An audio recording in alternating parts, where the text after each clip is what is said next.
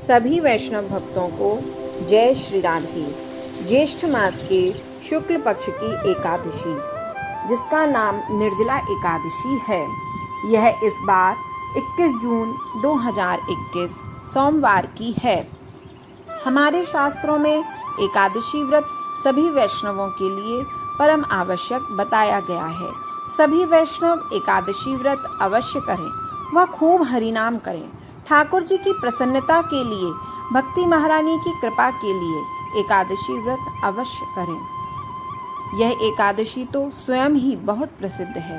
इस दिन घरों में मिंसा पूजी, कुछ दान धर्म आदि अवश्य किया जाता है। घर के प्रत्येक व्यक्ति के निमित्त सुराही या घड़ा, पंखा, खरबूजा, आम, चीनी, जल, दक्षिणा आदि निकाले जाते हैं। आप भी श्रद्धा अनुसार इस दिन कुछ दान आदि अवश्य करें।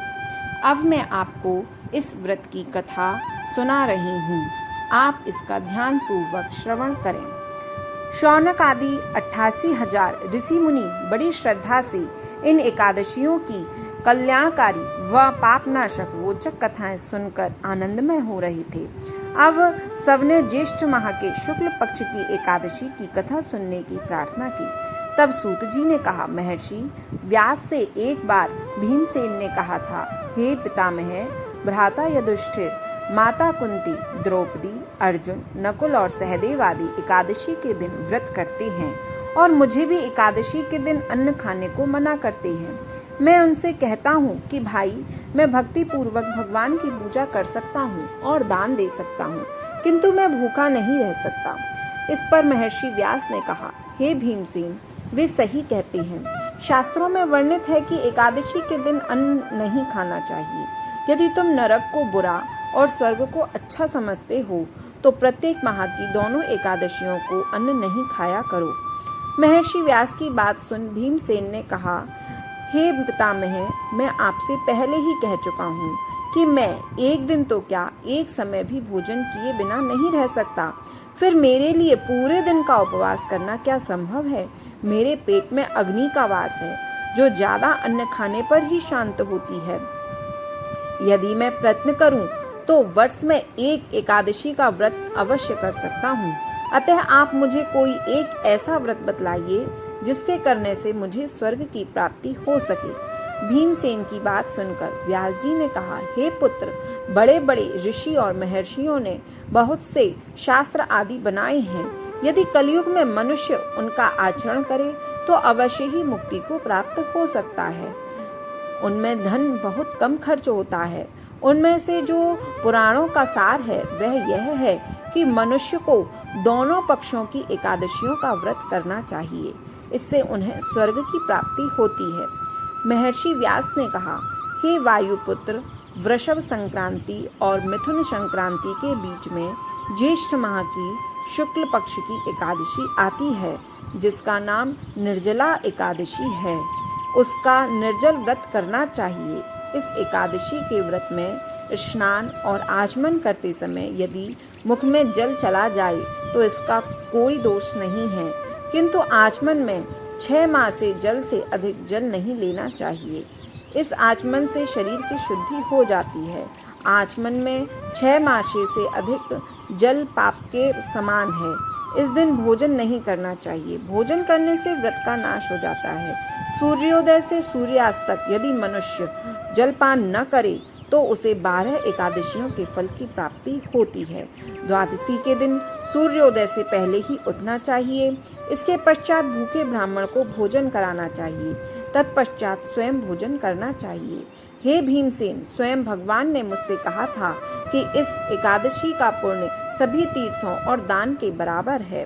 एक दिन निर्जला रहने से मनुष्य पापों से मुक्त हो जाता है। जो मनुष्य निर्जला एकादशी का व्रत करते हैं उन्हें मृत्यु के समय भयानक यमदूत नहीं दिखाई देते, बल्कि भगवान श्री हरि के दूत स्वर्ग से आकर उन्हें पुष्पक विमान पर बैठाकर स्वर्ग को ले जाते हैं। संसार में सबसे उत्तम निर्जला एकादशी का व्रत है। अतः यत्न पूर्वक इस एकादशी का निर्जल व्रत करना चाहिए। इस दिन ओम नमो भगवते वासुदेवाय इस मंत्र का उच्चारण करना चाहिए। इस दिन गौदान आदि करना चाहिए, खूब हरिनाम करना चाहिए। इस एकादशी को भीमसेनी या पांडव एकादशी भी कहते हैं। निर्जल व्रत करने से पहले भगवान का पूजन करना चाहिए और उनसे प्रार्थना करनी चाहिए कि हे प्रभु, आज मैं निर्जल व्रत करता हूँ, इसके दूसरे दिन भोजन करूँगा, मैं इस व्रत को श्रद्धा पूर्वक करूँगा, मेरे सब पाप नष्ट हो जाएं। इस दिन जल से भरा हुआ घड़ा वस्त्र आदि से ढककर स्वर्ण सहित किसी सुपात्र को दान करना चाहिए। इस व्रत के अंतराल में जो मनुष्य स्नान तप आदि करते हैं उन्हें करोड़ पल स्वर्ण दान का फल प्राप्त होता है। जो मनुष्य इस दिन यज्ञ होम आदि करते हैं उसके फल का तो वर्णन भी नहीं किया जा सकता। इस निर्जला एकादशी के व्रत के पुण्य से मनुष्य विष्णु लोक को जाता है। जो मनुष्य इस दिन अन्न खाते हैं उनको चांडाल समझना चाहिए, वे अंत में नरक को जाते हैं। ब्रह्म रक्त बहाव करने वाले, मांस खाने वाले, चोरी करने वाले, गुरु से ईर्ष्या करने वाले, झूठ बोलने वाले भी इस व्रत को करने से स्वर्ग के भागी बन सकते हैं। हे अर्जुन, जो पुरुष या स्त्री इस व्रत को श्रद्धा पूर्वक करते हैं उनके निम्नलिखित कर्म हैं। उन्हें सर्वप्रथम विष्णु भगवान का पूजन करना चाहिए, तदुपरांत गौदान करना चाहिए। इस दिन ब्राह्मणों को दक्षिणा देनी चाहिए। निर्जला के दिन अन्न, वस्त्र, छत्र आदि का दान करना चाहिए। जो मनुष्य इस कथा का प्रेम पूर्वक श्रवण करते हैं तथा पठन करते हैं वे भी स्वर्ग के अधिकारी हो जाते हैं। इस कथा का यहाँ यही सार दिखाई देता है। अपनी कमजोरियों को अपने गुरुजनों व परिवार के बड़ों से कदापि नहीं छुपाना चाहिए। उन पर विश्वास रखते हुए भक्त को चाहिए कि वह अपना कष्ट उन्हें बताए ताकि वे उसका कोई उचित उपाय कर सकें। उपाय पर श्रद्धा और विश्वास पूर्वक अमल करना चाहिए। बोलिए एकादशी महारानी की जय।